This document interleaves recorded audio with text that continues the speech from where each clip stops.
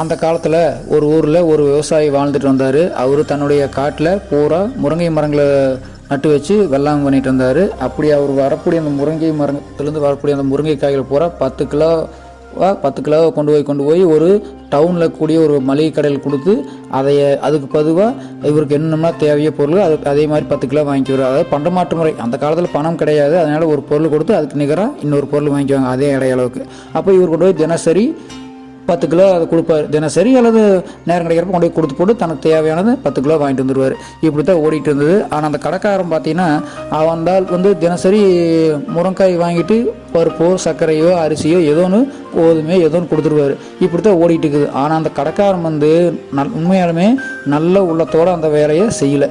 இந்த கடைக்காரனுக்கு ஒரு சந்தேகம், இந்த விவசாயி நம்மளை ஏமாற்றிட்டானா என்ன பண்ணுறது அப்படின்னு சொல்லி போட்டு நம்ம 10 கிலோ கொடுக்குறான், அதே மாதிரி இவனும் 10 கிலோ கொடுக்குறான்னு என்ன தெரியலையே என்ன பண்ணலான்னு சொல்லி போட்டு மனசுக்குள்ள நினைக்கிறேன். அதே சமயம் இந்த விவசாயி தினசரி 9 கிலோ தான் கொடுக்குறான். ஆனால் விவசாயி உண்மையாலுமே 10 கிலோ முருங்கை கொடுக்குறாரு. இந்த கடைக்காரன் 9 கிலோ கொடுப்பான். ஆனால் விவசாயி தினசரி அதுக்கு நிகரான கூட கொடுத்துட்டு போயிடுவார். இப்படி ஓடிட்டு இருக்குது. இவன் தப்பு பண்ணிட்டு இருக்கிறான், இது இவனுக்கு தெரியும். விவசாயி ஏமாற்றிட்டு இந்த கடைக்காரை பண்ணிகிட்டு இருக்கிறான். இப்படியே போயிட்டு இருக்குது. ஒரு நாள் இந்த ஆள் கட்ட நம்ம கேட்டுறல, ஒருவேளை நம்மளை ஏமாற்றிட்டானா அப்படின்னு சொல்லி இந்த ஆளுக்கு ஏன்னா ஏமாத்தனத்தான மனசு சந்தேகம் வரும். அப்புறம் அந்த மளிகை கடைக்காரர் விவசாயிகிட்ட கேட்குறாரு, ஏனுங்க ஐயா நீங்கள் தினசரி முருங்காய் கொண்டு வந்து தரீங்களா, அது கரெக்டாக 10 கிலோ இருக்குமா அப்படின்னு கேட்குறாரு.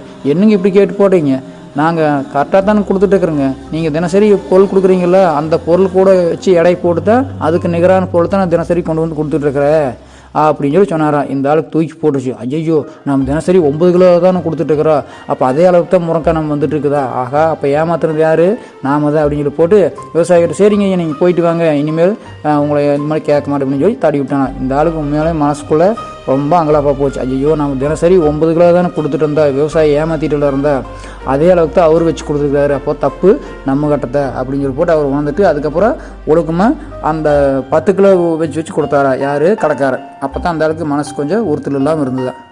இந்த கதை மூலிமா நம்ம தெரிஞ்சுக்க வேண்டிய விஷயம் என்ன, நாம் என்ன கொடுக்குறோமோ அதுதான் நமக்கு திரும்பி வரும். அதாவது விதை விதைத்தவன் விதை அறுப்பான், வினை விதைத்தவன் வினை அறுப்பான் அப்படின்னு சொல்லி நம்ம தமிழ் பொன்மொழி சொல்லுது இல்லையா, அதே தான். தீதும் நன்றும் பிறர் வாரா அப்படின்னு சொல்லி கணியன் பூங்குறனார் இதைத்தான் சொல்லியிருக்காரு. நாம் என்ன செஞ்சாலும் அது நமக்கு அப்படியே திரும்பி வரும் அப்படிங்கிற நாமளும் உணர்ந்துக்கிட்டு எந்த ஒரு செயலையுமே சரியாக மனசாட்சியோட அறத்தின் வழியில் செய்தால் நமக்கு நல்லதே திரும்பி வருங்கிறது நம்ம இந்த கதை மூலிமா உணர்ந்துக்கணும்.